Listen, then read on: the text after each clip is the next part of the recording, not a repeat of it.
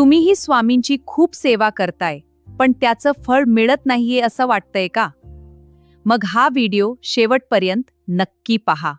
श्री स्वामी समर्थ. अनेकदा आपण स्वामींची सेवा करतो, पण मनासारखं घडलं नाही की खचून जातो. पण लक्षात ठेवा, स्वामींची कृपा एका रात्रीत नाही तर सातत्याने मिळते. अनेक जण विचारतात, आम्ही खूप सेवा केली पण फळ मिळत नाहीये. स्वामी कधीच कुणाचे देणे ठेवत नाहीत, ते फक्त तुमची सबुरी पाहतात. ते योग्य वेळेची वाट पाहत असतात, कारण त्यांना माहीत असतं की तुम्हाला काय आणि कधी द्यायचं आहे.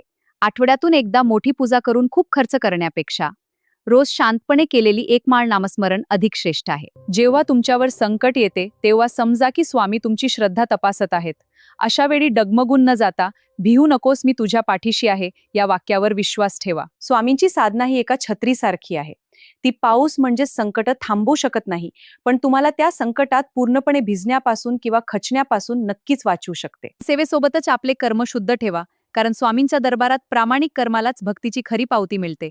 दिवसभरात धावपळीत स्वामीसाठी काढलेले अवघे 10 मिनिटे तुमच्या संपूर्ण दिवसाला सकारात्मक आणि चैतन्यमय बनवू शकतात. हा वेळ तुमच्या अंतःकरणात भक्तीचा असा दिवा प्रज्वलित करतो, जो आयुष्यातील कठीण प्रसंगातही तुम्हाला योग्य मार्ग दाखवत राहतो. स्वामी नेहमी म्हणतात, अहंकाराचा त्याग करा. जिथे मी संपतो तिथे स्वामी सुरू होतात.